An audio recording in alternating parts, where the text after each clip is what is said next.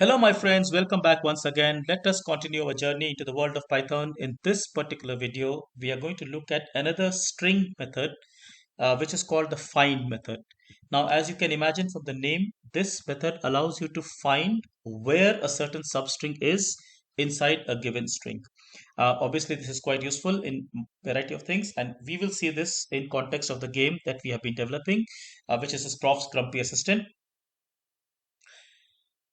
As we look at find, of course, you'll spend most time on find and how we can use it, but we'll also, towards the end of this video, I'll also tell you some methods which are quite related to find, which is, for example, rfind, index, and rindex, right? So really, this video is about these methods, which allow us to find things inside a string, right?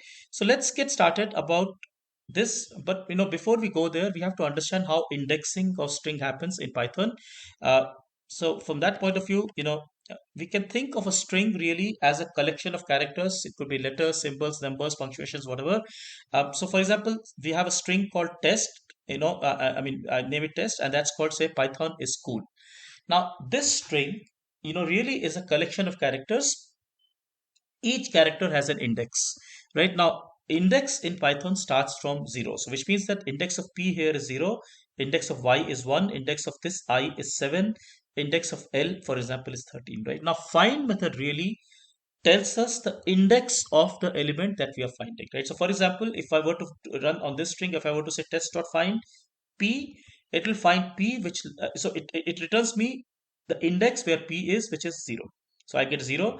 If I try test.find s, for example, I'm going to get 8 because that's where my s character is. If I try to find test.find, let's say, empty space, it's going to return me 6. Now why 6? Because you may wonder, why 6, why not 9? The reason is because the find method gives me the first occurrence of where this particular character appears, right? So find appears first at 6. I'm sorry, the space appears first at 6, and hence it's going to return me 6. On the other hand, let's say the character is not found at all, right? So it's a test.find g. It's going to return me a -1 because this letter is not found at all, right? Now another example here, which I've not written here. Let's say I've done test.find cool, right? So COOL, it's going to return me index of 10 because that is the first place where this index is found. Right now, once again, this is all practice. You got to practice more and more to get more and more comfortable with these things, right? But before moving forward, before taking it to the game itself, I just want to highlight one point, a point of compare and contrast, that in Scratch we did indexing from 1, right? So remember, letter 1 of Apple, for example, is A. Whereas when it comes to Python, indexing starts at 0. So notice we have done here 0, 1, 2, 3, 4, and so on and so forth, right? Now this difference is something you got to get used to, because indexing of in Python, whether it's lists, whether it's strings, happens on 0 onwards. Now that's something we'll get familiar with, but this is actually important, right? Now with this base having said, let us go to the program that we are developing. Remember, we had this 3-level condition. If sentence ends with, say, wise assistant without a punctuation, I do something. If sentence ends with wise assistant with a punctuation, a sentence looks okay, but wait, right? So now this is where I'm going to put in my, my find statement. So what I'm going to do now is something very simple. I'm just going to say print, say sentence, sentence dot find, and I'm just going to try a empty space. Notice this is not, and this is not this, okay? It's actually a space in between. The reason is, a reason will become clear. Really, I'm just trying to find out where the first space occurs in this particular sentence, right? So we'll take several examples now so that becomes clear. So I run this thing. Says, okay, so first question is always verbs, and says circular. Now the third question is what we are interested in. So it asks me, tell me a sentence ending in wise assistant. Now I must make sure I end with, let's say, a punctuation, right? So let's say I put my first sentence as I am a wise assistant, right? Now I must give a full stop here. Now notice what happens when I click enter. I get, it says sentence looks okay, but wait, I get 1 because what I did was to print sentence.find a space mark. And why did it show as 1? Because remember, I is at index number 0. The first space was found at index number 1. That's why I put it as 1, right?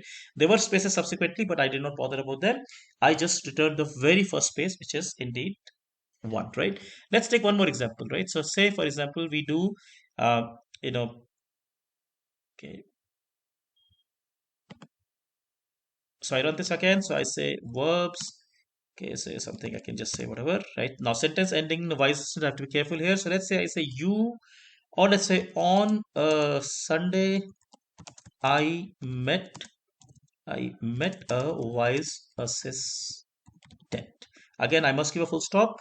This time round, I get when I do sentence dot find space bar, I get two. That's because the sentence here is on a Sunday I met a wise assistant. O is at index 0, N is at index 1, and hence the first space is occurring at index number 2, right? Now, if you are observant of this, basically what we are telling is that the first space index is also telling us the length of the first word, right? Now, this is just one of the many ways to find, the length of the first word. There are other methods also, but here it's telling you the length of the first letter, a first word, because I'm finding the very first space and I'm always starting at 0. So it's 0, 1, for example, 2. So 2 is the length of the first word, right? Now let's go on here. Let's say we take, I'll say whatever, right? And I can answer something here. Now comes the interesting question. So let's say this time I said, this is a crazy meeting with a wise assistant. Now, again, I have to be careful. I have to put a full stop. Otherwise, that part of the code won't get accessed. If I do this, the moment I do this, I get 4. Why do I get 4? Because remember, this and then a space. So 0, 1, 2, 3, and then first space appears at 4, and that's why it returns a 4. And once again, like I said, this is also the length of the first word. Now you probably are guessing where I'm going.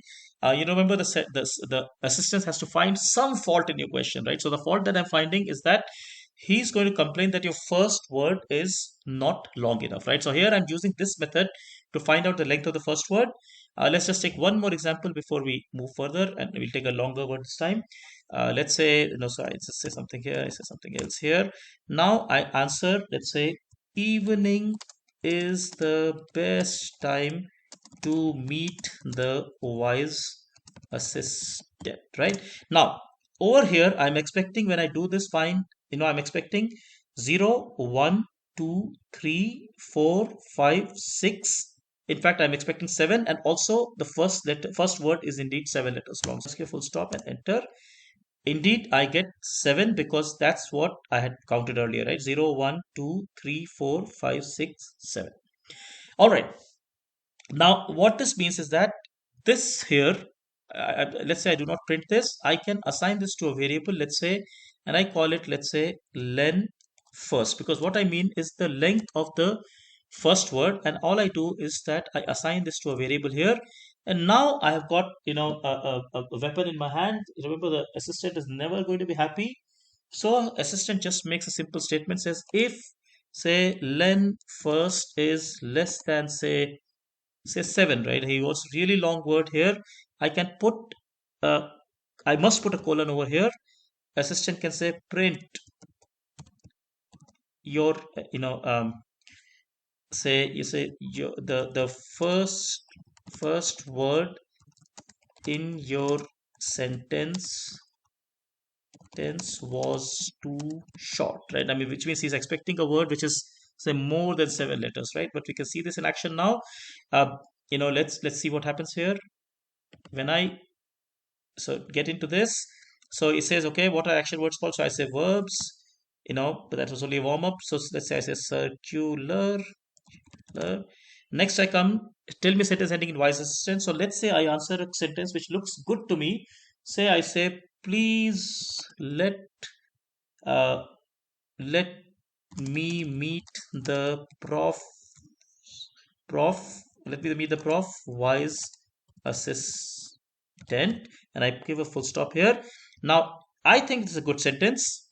In fact, assistant also says the sentence looks okay, but wait, the first word in your sentence was too short because it was expecting the first word to be more than 7. But here, what happened was I got, remember, my sentence to find space gave me 0, 1, 2, 3, 4, 5, 6, and in fact that was the length of the first word. Right now, this is just a fun game, but I hope you're getting an idea of how this method is actually used, right?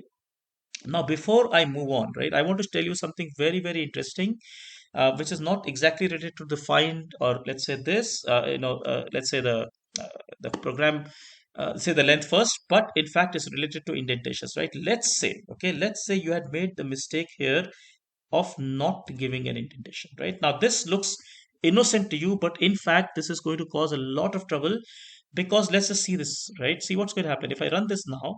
So it says, okay, tell me what are action words in English. So I say verbs. Give me a data word. So I say circular, circular. Tell me a sentence ending in vice assistant. Let's say I deliberately make a mistake. So here I say hello, hello wise assistant, right? Notice I'm intentionally not giving a full stop here, which means I'm going to go into this part. We do this and I end up in an error saying length first is not defined. So what happened here, right? It's really quite interesting. Basically what happened was that I ended up in this condition, right? And this part of the code, which is the elif part of the code, never really got executed. Which means that now when I came to this portion, it checked for if length first less than 7. The interpreter doesn't know what do you mean by length first. And notice that's exactly the error it is giving me. The name length first is not defined, right? The fix to this is actually very, very simple. Again, one has to be logical, because remember this test, we want this test to happen only in the case when the sentence was actually looking fine, right? Otherwise, remember the wise assistant already has other browsers to make, right? So he doesn't have to worry about you, right? Worry about the length of the first word. So I must indent this. If I indent this, everything's fine. Of course, I must indent the print as well, because now what will happen is that only if in the condition where the sentence is ending properly, I will come to this part of the code. Right now, these are mistakes that can happen quite easily if you're not careful. Once again, right, once again, I urge you to kind of just go back and look at, let's say, just this sentence, just this question, from a little bit, from a, let's say, bird's eye view, and get the view of the indentation. Notice the base sentence is here, base question is here, the if else, elif else is also in the base indentation. This if is part of the elif, and hence it is being indented once again, right? So this is important. These are common mistakes that can happen. Be a little bit careful on this, right? Now, moving forward, before I wrap this up, let me just show you some examples of, some related methods to, let's say, the find method. So I can go here and, I'll tell you, like I told you, this find. So find tells you the first index where something is found. So for example, sentence, let's say is Python is fun. Sentence dot find, sentence send dot find n would be 5, because 0, 1, 2, 3, 4, 5.